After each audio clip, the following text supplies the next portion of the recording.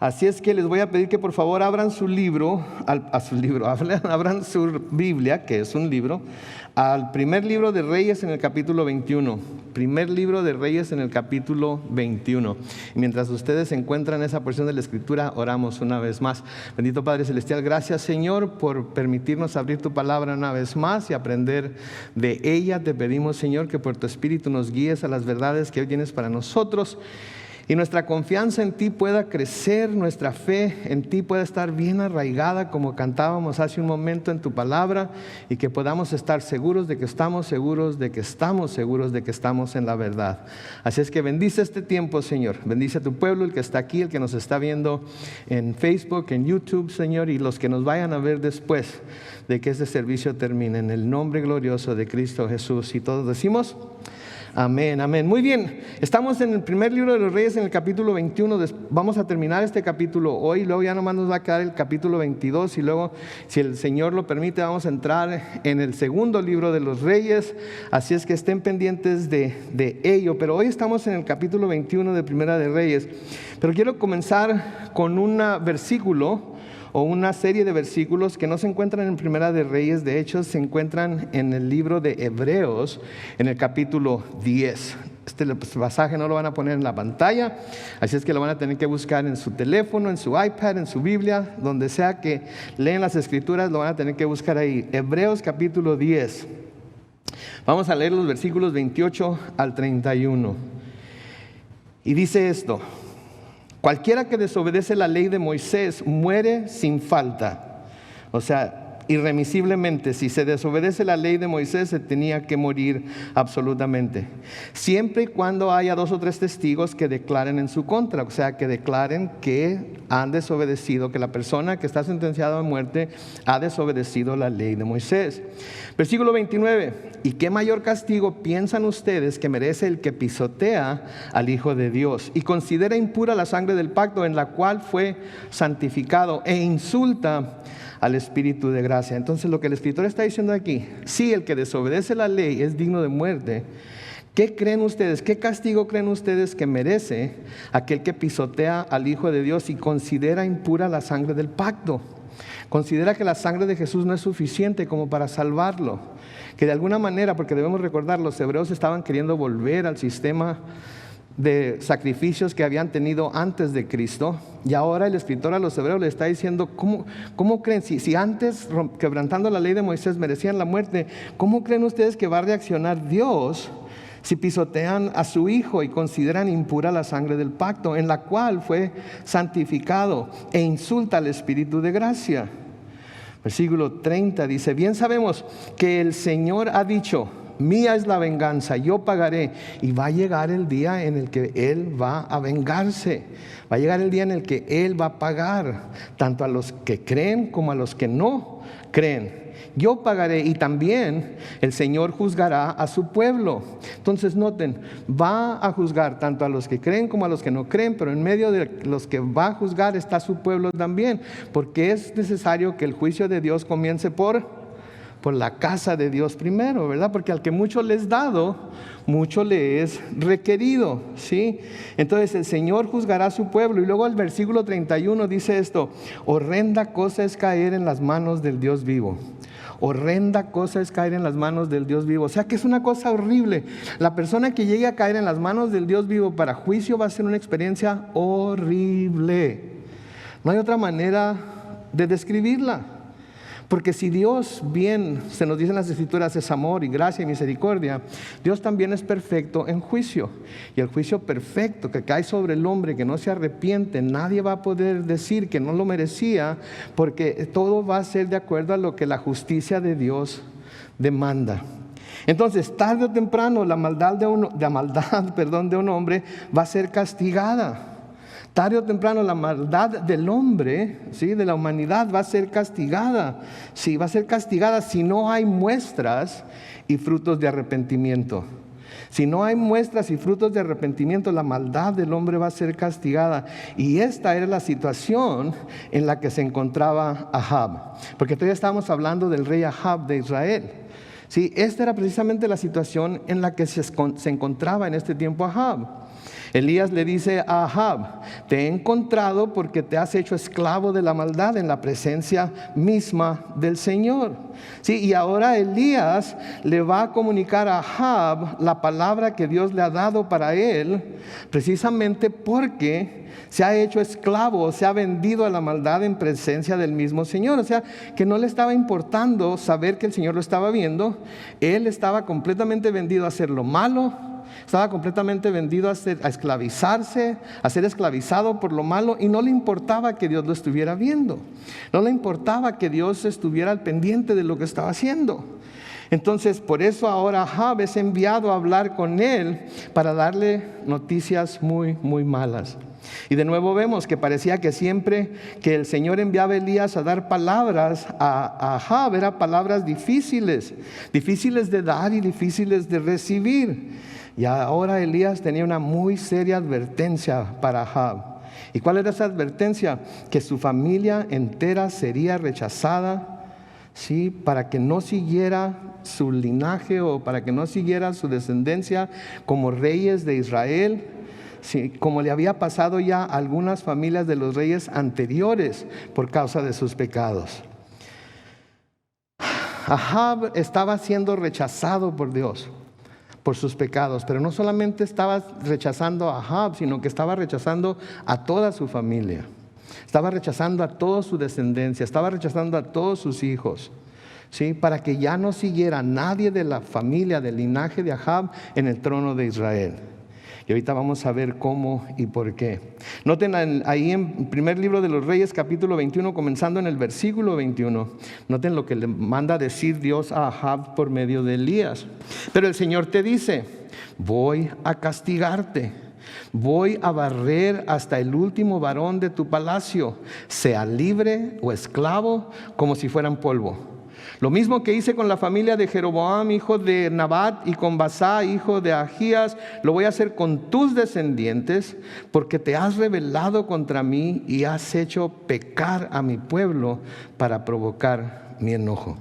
Entonces noten por favor lo que lo está juzgando el Señor aquí a Ahab. Lo está juzgando, lo está culpando de haberse rebelado contra él. Pero no solamente se conformó con él rebelarse contra Dios, sino que también hizo pecar al pueblo de Dios. Y al hacer pecar al pueblo de Dios, eso provocó la ira de Dios sobre él.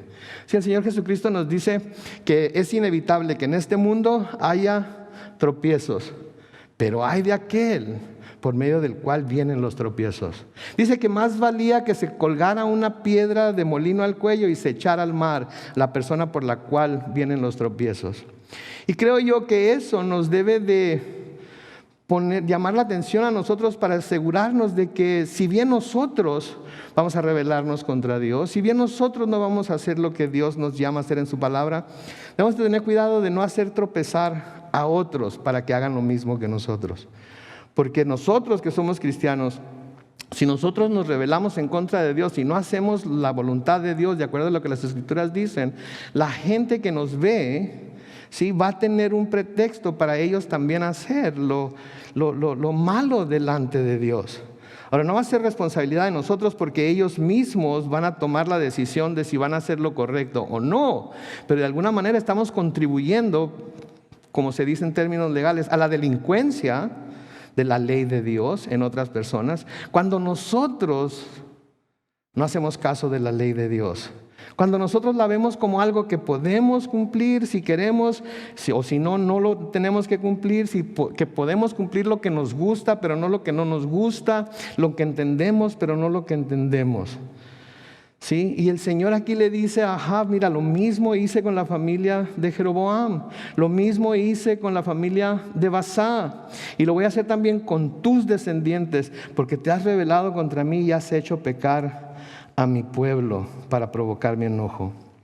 Ahora, esta profecía se asemeja a lo que pasó con la familia del rey Nabat y con Basá, ¿sí?, el hijo de Ahías, y las palabras pueden ser casi igual.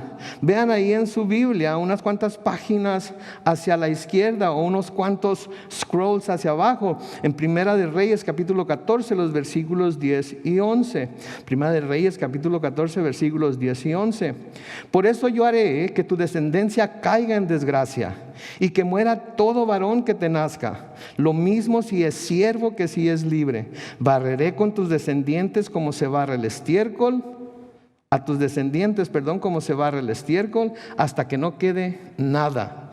A cualquier descendiente de Jeroboam que muera en la ciudad, se lo comerán los perros, y al que muera en el campo, se lo comerán las aves de rapiña. Así ha dicho el Señor.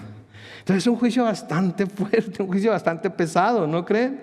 Digo, es un juicio que debería de haber abierto los ojos, los oídos de las personas que iban a ver, que ya habían visto lo que había pasado con Jeroboam y con Ahaz, pero que iban a ver lo que estaba pasando con Ahab también. Mi mamá tiene un dicho, siempre me decía: Carlos Manuel, aprende en cabeza ajena. ¿Alguna vez han oído ese dicho? Aprende en cabeza ajena. ¿Qué quiere decir? ¿Qué quiere decir con aprende en cabeza ajena? Ve lo que le ha pasado a otra gente que se ha comportado como tú te estás comportando y espera que lo mismo que les pasó a ellos o lo que les está pasando a ellos a consecuencia de cómo se portaron, te va a pasar a ti. Eso es lo que mi madre me quería decir. Ahora, yo no sé ustedes, pero yo a menudo pensaba de esta manera: a mí no me va a pasar. Yo soy mucho más inteligente, yo soy mucho más abusado, yo tengo más experiencia, yo tengo más mundo, ¿sí? Yo no soy como esos tontos que se dejan embabucar. ¿Y saben qué? La verdad de las cosas es que muchas de las cosas que les pasaron a mis amigos, por yo no aprender en la que les pasó a ellos, cometí los mismos errores y no me detuve a ver el resultado de los errores de ellos, y el mismo resultado que ellos obtuvieron, ¿saben qué? Fueron los mismos resultados que obtuve yo en mi vida. Yo no sé si esas han sido sus experiencias personales. Me puedo aventurarme a decir que en algunos casos así fue. No puedo decir que en todos, pero creo que puedo estar seguro de que en algunos casos así fue. Habían visto lo que pasó con alguna amistad, con algún familiar cercano, y ustedes se miraron en la misma situación, en decidir cómo iban a lidiar con algún asunto, y decidieron que iban a lidiar con ese asunto de la misma manera que su familiar o amistad lidiaron, creyendo que sus resultados iban a ser diferentes, y salieron iguales. Eso es precisamente lo que está pasando aquí. Los reyes de Israel, los reyes del reino del norte, parece ser que no estaban viendo lo que estaba pasando con los reyes anteriores a ellos, y volvían a cometer el mismo error una y otra vez, y tenían los mismos resultados. Y ahora los mismos resultados que logró Jeroboam y el otro rey que mencionamos, ahora son los mismos resultados que está teniendo Ahab por su comportamiento. En el Salmo 37, los versículos 37 y 38 dicen lo siguiente: fíjate en quienes son íntegros y justos. Hay un final que venturoso para la gente pacífica. Vamos a leerlo otra vez, el versículo 37. Fíjate en quienes son íntegros y justos. Hay un final venturoso para la gente pacífica. Versículo 38, noten lo que dice: pero los pecadores serán que todos destruidos, el final de los malvados será su exterminio. El final de los malvados será su exterminio. La Reina Valera 60 dice: la posteridad de los impíos será extinguida. La posteridad de los impíos será extinguida. Entonces, no es solamente el impío, sino su descendencia también. Sí, no solamente la persona que está pecando, no solamente la persona pecadora, no arrepentida, sino que también su descendencia llega a ser afectada por el comportamiento del padre pecador, o madre pecadora, o padres pecadores no arrepentidos. ¿Sí? Ahora, antes de que empecemos a juzgar a Dios por lo que se está profetizando aquí acerca de la descendencia de estos reyes, debemos recordar una cosa, porque a menudo podemos pensar, cuando leemos cosas así, podemos pensar: bueno, ¿y los hijos de esas personas qué culpa tenían? ¿Por qué tenían que ser castigados ellos por los pecados de sus padres?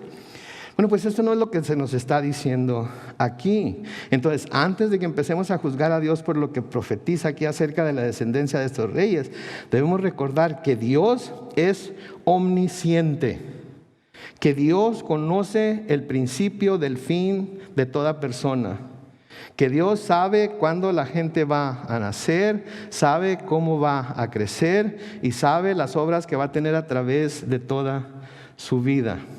Entonces, al juzgar o al hablar del juicio de la familia de estos reyes, no lo está haciendo nada más así, pues últimamente voy a arrasar con todos. Él está viendo ya por adelantado lo que va a pasar en el futuro de estos descendientes, porque Él conoce el principio del fin y sabía exactamente lo que estos descendientes de estos reyes iban a hacer e iban a hacer. ¿Sí? Y creo que podemos deducir que si Dios los está juzgando como a sus padres, no es por los pecados que sus padres cometieron, sino por sus propios pecados. Es por sus propios pecados. Sí, tenemos que reconocer que los hijos van a ser influenciados por el comportamiento de los padres, ¿cierto o no? ¿Ustedes fueron influenciados por el comportamiento de sus padres? Tienen algunas mañas, tienen alguna manera de hacer cosas que es igual que su mamá, que es igual que su papá. ¿Sí? Claro que sí. Yo a veces miro ciertos comportamientos en mis hijos y me veo a mí y digo, ay Señor, por favor, que no vayan a salir como yo en ese aspecto de su vida, que no vayan a hacer las mismas cosas que yo hice en esa área de su vida, que sean completamente diferentes a como yo fui. Sí, porque nosotros empezamos a ver en nuestros hijos ciertos comportamientos, ciertas actitudes, cierta manera de ver las cosas que se asemejan mucho a las nuestras. Digo, yo no sé, a lo mejor ahorita me voy a poner en evidencia, pero a veces mi mamá me caía bien gorda a mí. Yo no sé si a ustedes les pasaba lo mismo cuando eran adolescentes. Si dicen que no, les voy a decir que son unos mentirosos. Pero me caía bien gorda mi mamá por ciertas cosas que hacía. Trabajábamos juntos, por un tiempo trabajamos juntos y siempre que estábamos en la línea para cruzar de Mexicali a Caléxico, iba tocando los bongos en la manejadera del carro. Y yo la miraba así de rojo y decía, crees que te ves muy cool, ¿verdad? Crees que te ves muy chilaquil, ¿verdad? Y luego hacía cosas y decía cosas. Tenía cierta manera de hacer ciertas cosas y a mí me caía re gordo. Y me siguió cayendo gordo, ¿saben hasta cuándo? Hasta cuando me descubrí yo mismo haciendo lo mismo que ella hacía. Hasta que me descubrí yo mismo que tenía más de ella en mí, de lo que me caía mal, de lo que no tenía de ella. Y mi papá también. Mi papá también. Entonces, de alguna manera, nosotros somos influenciados por nuestros padres y nuestros hijos son influenciados por nosotros. Y déjenme decirles unas cosas. Si ellos deciden imitar el mal comportamiento de los padres, entonces ellos van a recibir reprensión y disciplina, pero no por culpa de los padres, sino porque a pesar de que sabían que lo que los padres estaban haciendo no estaba bien, estaba mal, de todas maneras ellos tomaron la decisión de hacerlo. Entonces nadie va a llegar delante del Señor, y se los he dicho otras veces, diciendo, pero es que mi mamá era así y por eso yo soy así. Pero es que mi papá hablaba de esta manera o se portaba de esta manera con mi mamá o etcétera, etcétera. Así es que por eso yo soy así. ¿Saben que delante de Dios esas cosas no van a funcionar? No van a funcionar porque cada quien, delante de Dios, cada quien va a ser responsable por lo que él o ella hizo, ¿sí? Mientras estuvo aquí en la tierra.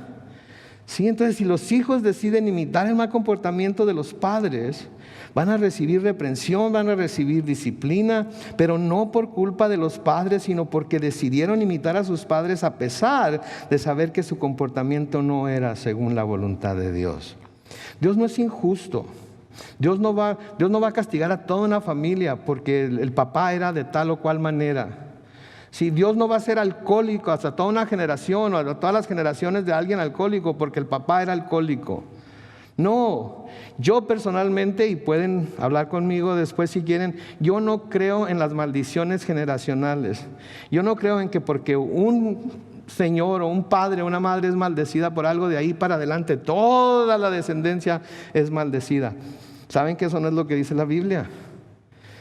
Escudriñen las Escrituras y van a ver que eso no es lo que dice la Biblia. La palabra de Dios dice que el alma que pecare, esa morirá. Es más, si no me creen, lean conmigo lo que dice Ezequiel capítulo 18 y el versículo 20. Ezequiel 18, 20 dice, ¿qué dice? Solo el que peque merece la muerte. Ningún hijo pagará por el pecado de su padre, ni tampoco ningún padre pagará por el pecado de su hijo. El hombre justo será juzgado por su justicia y el malvado será juzgado por su maldad. El alma que pecare, esa morirá. ¿Saben que esto es liberador en realidad? Esto es muy liberador para nosotros como padres, ¿sí? Porque sabemos que aun cuando hayamos tenido algunos malos ejemplos delante de nuestros hijos, y los hemos tenido, creo yo, que debemos ser honestos, ¿sí? Eso no quiere decir que por nuestros malos ejemplos nuestros hijos vayan a ser juzgados. Y eso quiere decir también que cuando nuestros hijos cometen errores, ¿sí? Nosotros como padres somos libres de la culpa de nuestros hijos porque ellos decidieron cometer los errores. Entonces es liberador, porque el hijo también puede ver que los comportamientos de los padres que no estarán bien y decidir: no tengo que seguir sus pasos, no tengo que seguir su ejemplo, y saber que no va a ser juzgado por los pecados de sus padres. Yo doy gracias a Dios que mis hijos no van a ser juzgados por mis pecados, porque si fueran, iban a ser juzgados muy severamente, pero sí van a ser juzgados por los suyos. Entonces tenemos que tener cuidado de no achacarle a Dios culpas y de no juzgar a Dios por cosas que a veces no entendemos o que no vemos, que no nos dan el panorama completo en una sección de las Escrituras, y decir: ¿pero por qué Dios es injusto? Dios nunca va a ser injusto. Dios es la misma imagen de la justicia. Dios es la misma imagen de lo perfecto. Y no se contradice a sí mismo en la palabra. Si escudriñamos la palabra con cuidado, vamos a ver que no hay contradicción en la palabra. El versículo 23 de Primera de Reyes capítulo 21 sigue diciendo: en cuanto a Jezabel tu mujer, yo el Señor declaro que los perros se la comerán en la muralla de Jezreel. Yo el Señor declaro que los perros se la comerán en la muralla de Jezreel. Ahora aquí la tentación es para ir a buscar en dónde sucede esto y abordarlo desde ahorita.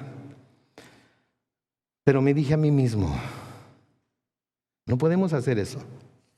No podemos hacer eso porque lo vamos a ver, o vamos a ver el cumplimiento de esto cuando lleguemos a Segunda de Reyes capítulo 9. Entonces hay mucho que tiene que pasar hasta que lleguemos ahí, y hay cosas que tenemos que ver para que podamos entender cómo llegamos a ese punto y qué fue lo que llevó a Jezabel a morir en esa muralla y a que los perros se la comieran. Claro, Dios lo dijo.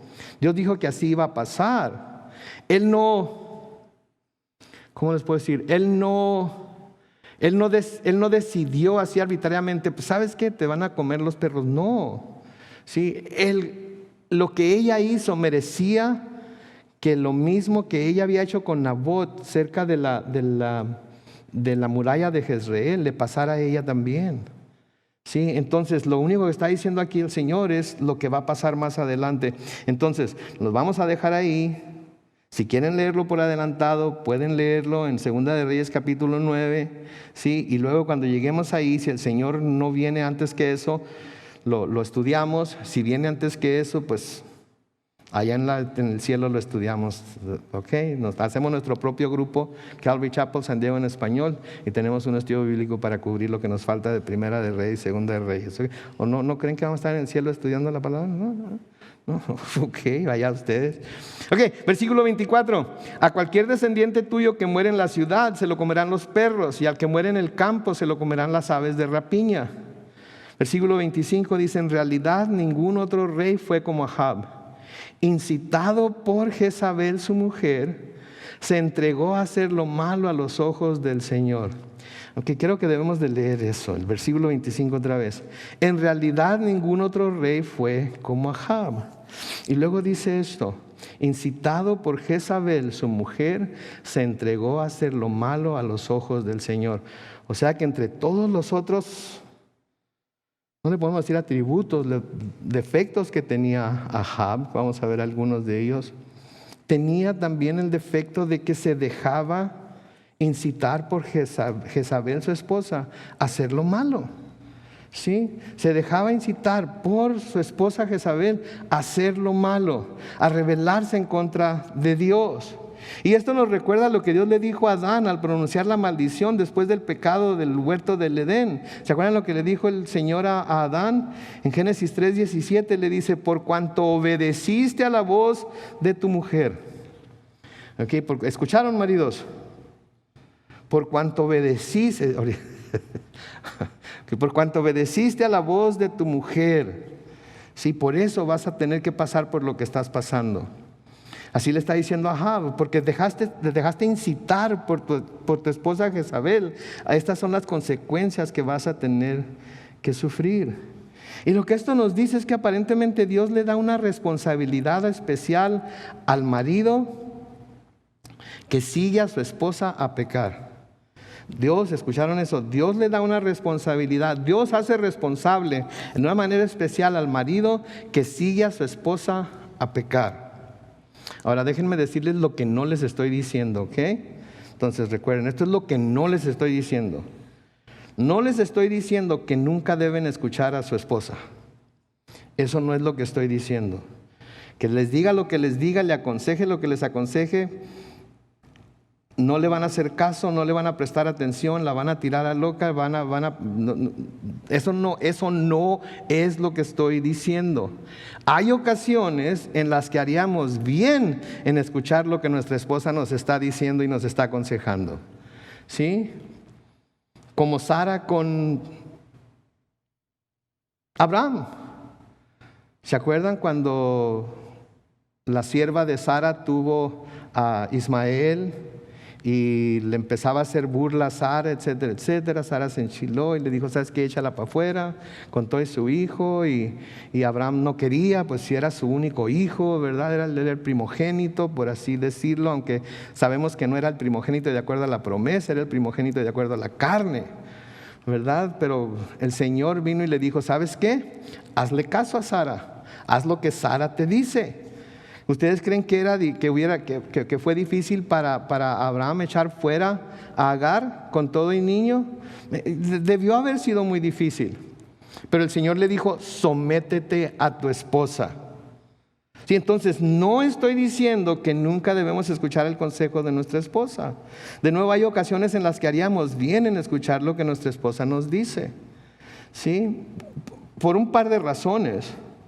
Una, porque Dios les habla a ellas también por medio del Espíritu Santo a través de la palabra. Y a veces les habla cosas que nosotros no escuchamos, porque estamos tan cerrados en nuestro papel de líderes, estamos tan cerrados en nuestro papel de la cabeza, estamos tan cerrados en nuestro papel de que se me tiene que someter pase lo que pase, que no nos detenemos a pensar que quizás Dios está usando a nuestra esposa, inclusive a veces hasta a nuestros hijos, para darnos un consejo que deberíamos de seguir. Entonces no les estoy diciendo que nunca deben escuchar a su esposa. De nuevo, en ocasiones deberíamos de hacerlo. Si tan solo por no escuchar estas palabras: te dije. ¿A cuántos esposos les gusta escuchar esas palabras de la boca de su esposa? Te dije. Si hubieras hecho lo que yo te dije, no hubieras tenido ningún problema. Pero ahí vas con tus amigotes.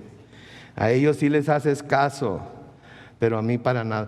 Tan solo por no escuchar esas palabras deberíamos de hacer muchas veces lo que nos dicen sin: ¿eso es lo que quieres, mija? Sale, nos lo echamos, ¿verdad? Para no escuchar esas palabras.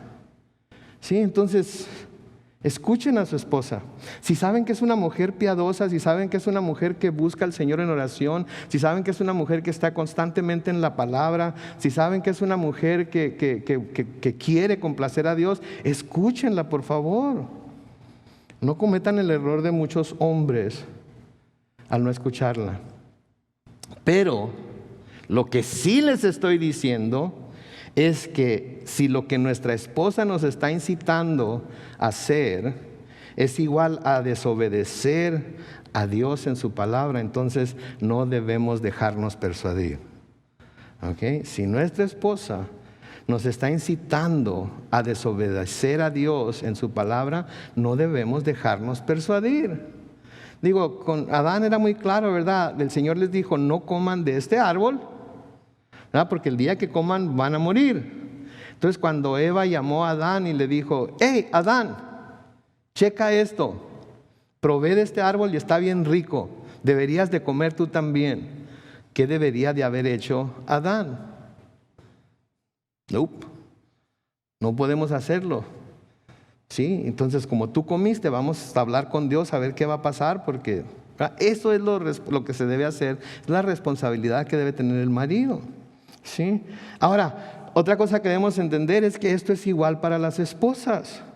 Si la Biblia dice que las esposas deben someterse a su esposo como al Señor, ¿en qué? En todo. ¿Oyeron, hermanas? ¿Sí? O aquí van a cerrar los oídos porque ya estamos hablando del otro lado, ¿verdad? Aquí ya. Ok, pastor, ya termine, ore y vámonos.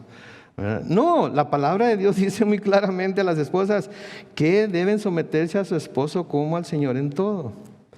Pero si el esposo quiere que la esposa se someta a algo que va claramente en contra de lo que dice Dios en su palabra, no debe someterse. No debe someterse. Y para que la esposa pueda estar tranquila en que se está sometiendo a algo que no va en contra de la palabra de Dios, el esposo tiene que ser un hombre piadoso. El esposo tiene que estar en las escrituras diariamente. El esposo tiene que hacer tiempo para orar diariamente, solo y con ella.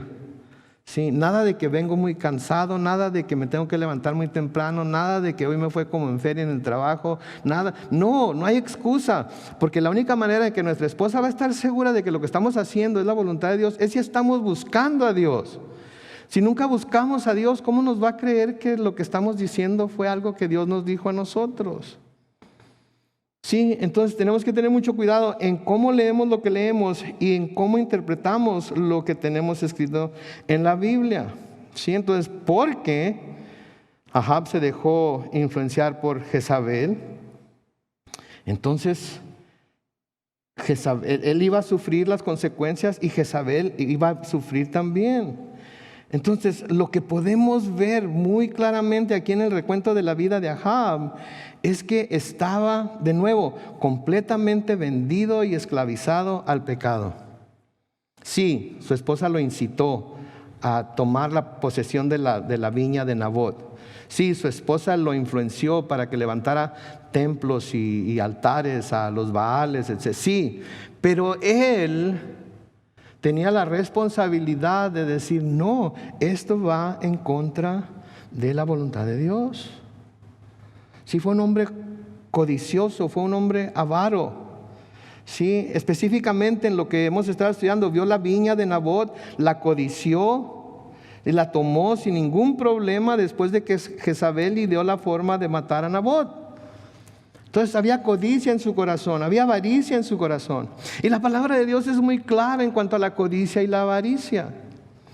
Por ejemplo, el Señor Jesucristo les dice a sus discípulos en Lucas capítulo 12 y el versículo 15, Lucas 12, 15 les dice, también les dijo, manténganse atentos y cuídense de toda ¿qué? Avaricia, porque la vida del hombre no depende de los muchos bienes que posea. La vida del hombre no depende de los muchos bienes que posea. Hay veces que entre más bienes posee el hombre, más problemas tiene, ¿no es cierto? Más problemas tiene. El otro día le estaba haciendo los taxes a mi hijo, porque también eso hago, taxes. Así es que si alguien no los ha hecho todavía, cobro barato, porcentaje de lo que les vayan a devolver. Entonces estaba haciendo los taxes. Y este año ganó más que el año pasado y obviamente este año le van a devolver menos de lo que esperaba que le devolvieran el año pasado. Y me dice, ¿quiere decir entonces que entre más gane, más me van a quitar? Y le digo, sí. No, pues más vale no trabajar. ¿Por dónde le agarró, no? ¿Por dónde le agarró? Pues más vale no trabajar tanto, ¿verdad? Y mucha gente así es, porque él esperaba tener una cantidad más grande. Estaba de alguna manera, antes de saber lo que iba a pasar, ya estaba codiciando el refund que le iban a enviar. Y me estoy seguro que ya tenía hasta pensado en lo que lo iba a gastar y todo eso. Pero tenemos que recordar que la vida de nosotros no depende de los muchos bienes que poseamos. Podemos tener casi nada de bienes y ser bien felices porque no nos tenemos que preocupar por perderlos, ¿no es cierto? Una vez que tenemos algún bien, tenemos que preocuparnos por no perderlos. Tenemos que preocuparnos por cuidarlos. Sí, tenemos un carro nuevo y tenemos que preocuparnos de dónde nos vamos a estacionar para que nadie vaya a llegar con un carrito del Costco y... ¿verdad? O se parquee muy cerca y con la puerta le dé un portazo ahí. Y cuando traíamos el carrito viejo aquel que le den última, hasta nosotros abríamos la puerta más fuerte para darle al de un lado, ¿verdad? No es cierto. Pero es cierto, había, ¿se acuerdan la película aquella de Pedro Infante? Los que son viejitos como yo, nosotros los pobres, ustedes los ricos, no me acuerdo cómo se llamaba, pero cantaba una canción que decía, el que no tiene y llega a tener, loco se quiere volver. ¿No se acuerdan de eso?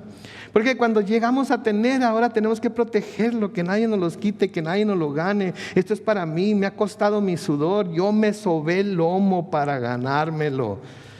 Así decía mi papá, yo me sobé el lomo para ganarme, no sé cómo le hacía, porque normalmente no se alcanza uno a sobar el lomo, ahora tiene otro que sobárselo. Pero en fin, eso es lo que él decía. Entonces, no, manténganse atentos, cuídense de toda avaricia, porque la vida del hombre no depende de los muchos bienes que posea. Pablo les dice a los colosenses en Colosenses 3, los versículos 5 y 6, Colosenses 3, versículos 5 y 6. Por lo tanto, hagan morir en ustedes todo lo que sea terrenal: inmoralidad sexual, impureza, pasiones desordenadas, malos deseos y ¿qué? Y avaricia. Y luego noten lo que dice al final del versículo 5. Eso es idolatría. Eso es idolatría, porque todas esas cosas se pueden poner en un momento dado delante, antes que Dios. El ganar más dinero, definitivamente la inmoralidad sexual, definitivamente las pasiones desordenadas, el deseo por cosas malas. Por eso hagan a un lado todo lo terrenal, porque el querer tener todas esas cosas se puede volver en idolatría, se puede convertir en su Dios, que es finalmente la razón por la cual Dios va a juzgar a Ahab y su familia y al pueblo de Israel, como vamos a ver ahorita. ¿Sí? Y luego otra cosa que también que tenía Ahab, que al único que le decía la verdad con el afán de que se diera cuenta de la situación tan precaria en la que se encontraba y se arrepintiera para que no le pasara lo que se le estaba diciendo que iba a pasar, que era ¿quién? Elías, ¿qué lo consideraba? Su enemigo. Su enemigo. A menudo la gente que nos dice la verdad la consideramos nuestro enemigo porque no nos gusta la verdad, ¿no es cierto? A menudo eso es lo que sucede, alguien nos dice la verdad y no nos gusta la verdad, así es que consideramos a la persona que nos está diciendo la verdad como nuestro enemigo, porque si fuera nuestro amigo no nos estuviera diciendo lo que nos está diciendo porque no me gusta. ¿Saben qué? Lo sentimos mucho, pero aquellos que tenemos que de alguna manera predicar la verdad de vez en cuando, vamos a ofender a dos que tres. Lo debemos hacer con amor, lo debemos hacer con gracia, pero de todas maneras se debe predicar la verdad. Y Ahab consideraba al único que le decía la verdad como su enemigo. En el versículo 26 sigue describiendo a Ahab y dice que fue un rey despreciable. Fue un rey despreciable, dice la Reina Valera contemporánea, pues se fue en pos de los ídolos. Ahí está, se hizo un idólatra. Y luego no solamente se hizo un idólatra, sino que se hizo un idólatra a la manera de los amorreos, pueblo al que el Señor desterró de entre los israelitas. Cuando el Señor sacó al pueblo, a los hijos de Israel de Egipto, les dijo que los iba a llevar a una tierra que fluía con leche y miel, y les dijo que había habitantes ahí ya en esa tierra, pero que Él los iba a echar fuera para que ellos tomaran posesión de esa tierra. Y de nuevo, antes de juzgar a Dios, porque echó afuera ciertos grupos para darle la tierra a sus hijos, debemos de recordar que a esos grupos les dio 430 años para que se arrepintieran y nunca se arrepintieron de su pecado. Entonces les dio el tiempo para que se arrepintieran. Así como nos dio el tiempo a nosotros para arrepentirnos. Así como le está dando el tiempo ahorita al mundo para arrepentirse. Así como está permitiéndonos ver tantas señales de los tiempos para que nos demos cuenta que la venida de Jesús está cerca y la gente tenga la oportunidad de arrepentirse. Entonces el Señor, Ahab aquí se fue en pos de los ídolos a manera de los amorreos, pueblo al que el Señor desterró de entre los israelitas. En Éxodo capítulo 23, comenzando con el versículo 23, leemos: sí, mi ángel te precederá y te llevará a la tierra de los ¿qué? Amorreos, hititas, fereceos, cananeos, givitas y jebuseos, a los que voy a destruir. Y luego noten lo que les dice en el versículo 24: no te inclinarás ante sus dioses, ni los servirás, ni harás lo que ellos hacen. Al contrario, los destruirás por completo y harás pedazos todas sus estatuas. Pero me servirán a mí, el Señor su Dios, y yo bendeciré tu pan y tus aguas y quitaré de en medio de ti toda enfermedad. Qué chulada, ¿no es cierto? Yo los voy a prosperar, yo les voy a dar todo lo que necesiten, ¿sí? Yo los voy a bendecir con pan, con agua, y no va a haber enfermedad entre ustedes. ¿Cómo necesitamos eso ahorita, verdad? Con tanta gente enferma, ¿verdad? No habrá enfermedad entre ustedes. Lo único que tienen que hacer es servirme a mí. Ahora, ¿por qué Dios les pedía esto? ¿Porque era un Dios inseguro? ¿Porque era un Dios celoso? Se nos dice en las Escrituras que es un Dios celoso. ¿Pero porque era un Dios inseguro? ¿Porque quería amedrentarlos para mantenerlos bajo su servicio? Esa era la razón. Dios tenía que hacer esto. No los podría obligar a que los sirvieran nada más con tronar los dedos y ya. ¿Saben por qué lo hacía? Porque Dios sabe, no lo hacía, todavía lo hace, porque Dios sabe que Él es el único Dios verdadero, que no hay otro Dios que pueda salvar, que no hay otro Dios que pueda bendecir como Él bendice a los que lo aman y a los que lo sirven hasta la tercera, cuarta y quinta generación. Y eso es algo de lo que vamos a hablar después, pero por eso se los decía, no porque era celoso. Ay, tengo miedo de que se van a ir a otro lado, así es que no. Nosotros a veces así somos con nuestro celo, ¿no es cierto? Para que no se me vaya a ir, voy a hacer esto y voy a hacer aquello y le voy a decir y bla, bla, bla, bla, bla. Y ay de mí que se vaya, porque si no es mía no va a ser de nadie. Y viceversa también, ¿verdad? Entonces el celo de Dios no es como el celo de nosotros, no es un celo para amar. Para mal, no es un celo para mal, sino que Dios sabía, Él era el único Dios, el único que podía salvar, el único que podía bendecir, y por eso los llamaba a servirle solo a Él. En Levítico capítulo 26 y el versículo 1, noten lo que dice: no se harán ídolos ni esculturas, ni levantarán estatuas, ni colocarán en su país piedras pintadas para adorarlas, porque yo soy el Señor su Dios. Porque yo soy el Señor su Dios, no necesitan nada de esas cosas. No necesitan nada de eso. No necesitan estatuas, no necesitan piedras pintadas. No necesitan tener ídolos ni esculturas, porque me tienen a mí por Dios. Yo los saqué de Egipto, yo los cuidé en Egipto hasta que crecieron y fueron una multitud. ¿Se acuerdan cuántos llegaron a Egipto? 70. ¿Se acuerdan cuántos salieron de Egipto? Millones. ¿Por qué? Porque el Señor los estuvo cuidando ahí durante los 400 años, multiplicándolos para que cuando salieran una nación poderosa. Entonces no iban a necesitar de lo que las otras naciones que estaban en la tierra de Canaán necesitaban. En Deuteronomio capítulo 7, los versículos 24 y 25, noten lo que dice ahí: el Señor pondrá en tus manos sus reyes, los reyes de todos los pueblos que vivían en la tierra prometida, y tú borrarás su memoria debajo del cielo. Nadie podrá hacerte enfrente hasta que los destruyas. Echarás al fuego las esculturas de sus dioses y no codiciarás su plata ni su oro, ni te quedarás con ello, para que no te sean un tropiezo, pues para el Señor tu Dios son algo repugnante. Entonces estaba muy claro. Todo esto en lo que estaba cayendo Ahab y estaba haciendo que el pueblo de Israel cayera era repugnante delante de Dios. Porque eso era lo que hacían las naciones que estaban en la tierra de Canaán antes de que los israelitas llegaran y tomaran posesión de ella.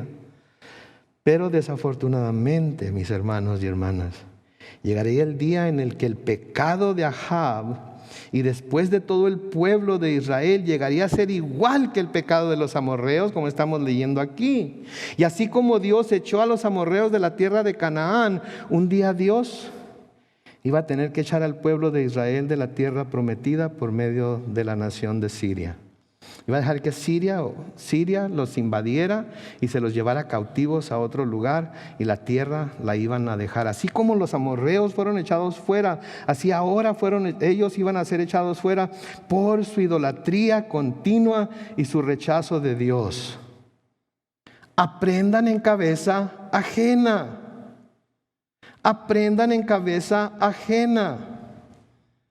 Sí, los resultados que vemos que otras personas tienen por su mal comportamiento y por su desobediencia a Dios, es muy probable que tengamos esos mismos resultados y quizás peores.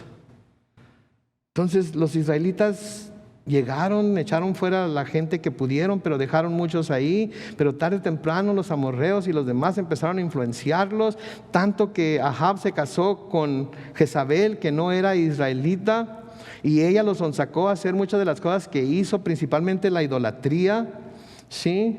Y ahora va a sufrir las consecuencias de haberse dejado sonsacar. En el Nuevo Testamento está muy claro y no hay vuelta de hoja. En el Nuevo Testamento Juan nos dice en Primera de Juan 5:21, simplemente ¿qué dice? Hijitos, manténganse apartados de los ídolos. Amén. Manténganse apartados de los ídolos. Y en nuestros tiempos, aunque no tenemos estatuas, aunque no tenemos piedras de colores, aunque no tenemos áceras y baales y todas esas cosas, hay otras cosas que hacemos nuestros ídolos, ¿no es cierto? Nuestra carrera, nuestro trabajo, nuestros hijos, nuestro cónyuge, sí, nuestro carro, nuestra casa, etcétera, etcétera, etcétera. Cuando ponemos cualquier cosa de esas delante de Dios, sí, para hacer lo que ellas nos piden antes que lo que Dios nos pide, la estamos poniendo como un ídolo. ¿Y saben qué, mis hermanos? Esto solo confirma que Dios es el mismo ayer, hoy y para siempre. Si lo tenemos escrito en su palabra, podemos confiar en que tal y como Él dice, así se hará. Y eso también debe ser liberador para nosotros, porque Dios no es un Dios que nos cambie las reglas del juego a medio juego.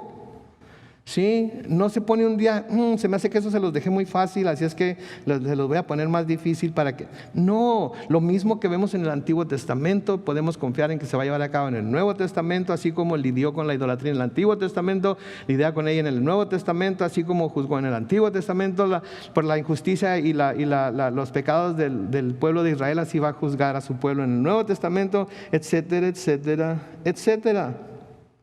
Versículo 27 de Primera de Reyes 21 dice: después de que Ahab escuchó a Elías, se rasgó sus vestiduras reales, se vistió de cilicio y ayunó, y luego se acostó sobre cenizas y ahí durmió y anduvo humillado ante el Señor. Esta era la reacción que debe haber tenido desde hace mucho tiempo. Esta era la reacción que debe haber tenido desde la primera vez que Elías fue a hablarle acerca del pecado en el que estaba cayendo. Pero no era capaz de humillarse delante de Dios. Pero en cuanto mostró esa humildad, vemos la respuesta de Dios. Noten el versículo 28. Entonces la palabra del Señor vino a Elías el tisbita y le dijo: ¿ya viste cómo Ahab se ha humillado ante mí? Solo por eso, y mientras viva, no le enviaré la desgracia que le había anunciado. Pero su hijo y sus descendientes sí la padecerán. Entonces noten, asombrosamente Ahab, a pesar de lo que se nos dice de él en los capítulos anteriores, mostró remordimiento. Y cuando Dios vio esto, ¿sí?, su reacción no se hizo esperar y le mostró ¿qué? Misericordia. Le mostró misericordia. Y eso es lo que debemos de ver de Dios. Muchas veces se toman todos estos pasajes del Antiguo Testamento para decir: ya ven, y eso les va a pasar a ustedes, y así los va a juzgar, y él va a hacer que etcétera, etcétera, etcétera. Pero no, lo que tenemos que ver en ello es la paciencia y la misericordia que Dios mostró aún a un rey tan malvado como Ahab. Aún a un rey que se había sumergido tanto en el pecado de la idolatría como Ahab. ¿Sí? Cuando los israelitas estaban temiendo al ataque de los filisteos, lo vimos cuando estudiamos Primera de Samuel, cuando los israelitas estaban temiendo el ataque de los filisteos, ¿sí? Y fueron con Samuel para que le pidiera a Dios que los salvara, etc. En Primera de Samuel capítulo 7, los versículos 3 y 4, Primera de Samuel 7, 3 y 4, noten, dice: entonces Samuel habló con todos los israelitas y les dijo: si de todo corazón se han arrepentido delante del Señor, quiten a Astarot y a todos los dioses ajenos que todavía adoran. Entréguense de corazón al Señor y sírvanle solo a Él. Entonces el Señor los librará de la ira de los filisteos. Versículo 4, noten: los israelitas renunciaron a los Baales y a Astarot y sirvieron solo al Señor. ¿Y saben cuál fue el resultado? El Señor les dio la victoria sobre los filisteos. Sí, ¿sabe? Quizás el Señor nos está hablando a nosotros aquí hoy. Quizás el Señor está hablándole a alguien que nos está viendo por Facebook o por YouTube ahorita, que está sumergida en su pecado, que está faltándole a Dios, que ha decidido rebelarse contra Dios. Y nos está diciendo: así como el juicio de Dios sobre Ahab iba a ser real por lo que hizo, así la misericordia, así el juicio de Dios va a ser sobre nosotros si no nos arrepentimos. Pero así como la misericordia de Dios sobre Ahab, a pesar de lo que hizo, también es real, así la misericordia de Dios sobre nosotros puede ser real si nos arrepentimos, por grande o por pequeño que sea el pecado. Sí, porque en el Salmo 51 y el versículo 17, Salmo 51 y el versículo 17 dice: los sacrificios que tú quieres son ¿qué? El espíritu quebrantado. Tú, Dios mío, no desprecias al corazón contrito y humillado. Entonces, si vamos a Él con un corazón contrito y humillado, reconociendo nuestro pecado, arrepentidos de ello, buscando ponerlo a Él primero en nuestras vidas, servirle a Él solamente, vamos a encontrar su perdón. Vamos a encontrar su perdón. De nuevo, noten que dice aquí que no va a pasar, que mientras Él viva no va a enviar la desgracia que le había anunciado, pero su hijo y sus descendientes sí la iban a padecer. ¿Por qué? Porque de nuevo su hijo y sus descendientes, los descendientes de su hijo, iban a tener que mostrar, ¿sí? Iban a tener que mostrar arrepentimiento por sus propios pecados para poder recibir el perdón de Dios y no el juicio. Pero estaba de antemano diciendo el Señor: si eso no sucede, ellos sí lo van a sufrir. Ahora, desafortunadamente vamos a ver más adelante que Ahab nunca entró en una genuina relación espiritual con Dios. Nunca entró en esa relación genuina con Dios. Por eso estoy emocionado por el nuevo libro que vamos a leer, Genuinos en Cristo, porque vamos a aprender a qué se parece ser genuinos en Cristo.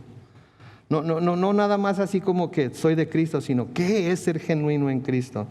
Y Ahab nunca entró en una relación genuina, una relación espiritual genuina con Dios, y sufrió finalmente las consecuencias que todo aquel que desprecia la misericordia de Dios sufre. Que todo aquel que desprecia la misericordia de Dios sufre y va a sufrir por toda la eternidad. Si Pedro nos habla acerca de aquellos que se burlan porque Jesús prometió volver hace mucho tiempo y no ha vuelto, y desde la antigüedad nuestros padres nos dicen que va a venir y no viene. Sí, y nos dice Pedro que se olvidan, que esas personas que se burlan porque Jesús no ha venido, se olvidan de que desde la antigüedad fueron creados los cielos por la palabra de Dios, lo mismo que la tierra, la cual proviene del agua y subsiste por medio del agua. Y por eso el mundo de entonces fue destruido por una inundación. Lo que está diciendo aquí Pedro es que así como se está seguro de que Dios dijo hágase y se hizo, así podemos estar seguros de que así como destruyó la tierra por medio del agua durante el diluvio, ¿se acuerdan? Así también lo que Dios ha dicho que va a suceder con la tierra ahora va a suceder. En 2 de Pedro capítulo 3, los versículos 7 al 9, dice: pero esa misma palabra, la misma palabra que dio el Señor cuando dijo hágase, la misma palabra que dio cuando destruyó la tierra por medio del agua, esa misma palabra ha reservado los cielos y la tierra que ahora existen. Los ha guardado para el fuego en el día del juicio y de la destrucción de los hombres perversos. Versículo 8 dice, pero no olviden, amados hermanos, que para el Señor un día es como 1000 años, y 1000 años como un día. Y luego noten el versículo 9, el Señor no tarda para cumplir su promesa, como algunos piensan, sino que nos tiene paciencia y no quiere que ninguno se pierda, sino que todos se vuelvan a Él. Si Dios le había enviado a Elías a Ahab, porque no quería que Ahab se perdiera, porque quería que recapacitara, porque quería que se volviera a él. Pero Ahab finalmente se resistió y despreció la misericordia de Dios. Y aunque ahorita el Señor está diciendo, no voy a dejar que pase lo que dije que iba a pasar hasta después de que él muera, de todas maneras iba a tener que ser juzgado. Y el Señor ahorita está teniendo paciencia para con el mundo. Está teniendo paciencia para con los incrédulos, porque todavía no quiere que nadie se pierda. Si quisiera que el mundo se perdiera, ya hubiera venido Cristo por nosotros, ¿no es cierto? Y millones de personas se iban a quedar aquí en la tierra a sufrir la gran tribulación y después el juicio de Dios. Pero el hecho de que todavía no viene, a pesar de que constantemente se lo pedimos, quiere decir que está teniendo paciencia para con el incrédulo. Ahorita hay mucha incertidumbre en el mundo, ¿no es cierto? Mucha incertidumbre. La guerra en Ucrania y Rusia, las personas que están aquí ahorita no saben qué va a pasar mañana, no saben a dónde van, no saben con quién van a llegar, hay mucha incertidumbre. El COVID, ya salió otra variante también que está infectando a la gente. Sí, no hay nada cierto o no hay nada seguro aquí en esta tierra. Pero una de las cosas o la única cosa con la que podemos confiar es con la fidelidad de Dios. Esa va a seguir siempre firme. Esa va a seguir siempre con nosotros y hacia nosotros. Si no despreciamos su gracia, su perdón, su misericordia. Así es que vamos a inclinar nuestros rostros ahorita. Vamos a orar. Y piensen en las personas que ustedes conocen que todavía no doblan la rodilla delante del Señor. Y pídanle al Señor que por el poder de su Espíritu los llame al arrepentimiento y que ellos respondan positivamente para que eviten lo que estamos viendo que está pasando aquí con Ahab. Oremos. Padre Celestial, te damos tantas gracias, Señor, en esta noche por tu palabra. Te damos tantas gracias, oh Dios, por el mensaje tan claro que tienes para nosotros hoy, Señor. Va a llegar el día del juicio, va a llegar el día en el que todo mundo va a ser juzgado, tanto vivos como muertos, tanto justos como pecadores. Y todos van a ser juzgados de acuerdo a tu justicia perfecta. Nadie va a llegar delante de ti y va a poder culpar a nadie de su situación más que la persona misma por haber confiado en ti o no haber confiado en ti.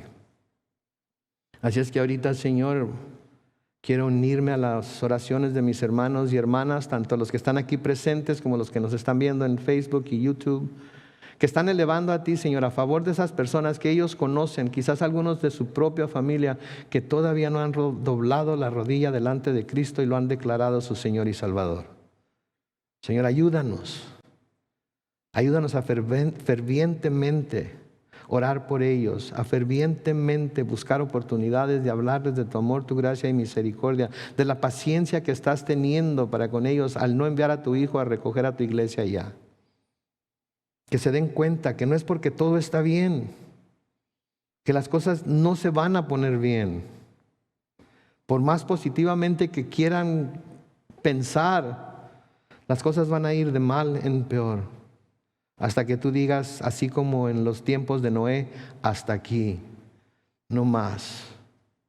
Ayúdanos a estar preparados, Señor, y ayúdanos a preparar a otras personas para ese día. Porque tu palabra nos dice que ese día va a llegar como ladrón en la noche. Nadie lo va a esperar.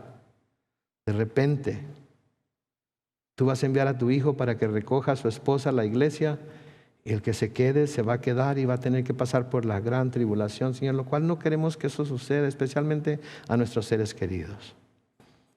Así es que los encomendamos a tu mano de gracia. Sigue instruyéndonos, oh Dios, sigue abriendo nuestros ojos, iluminándonos y sigue usándonos, Señor, para llevar las buenas nuevas del Evangelio de Cristo a toda criatura, de acuerdo a lo que las Escrituras nos dicen que debemos hacer. Lo pedimos, oh Dios, en el nombre glorioso de Cristo Jesús. Y todos decimos, amén y amén.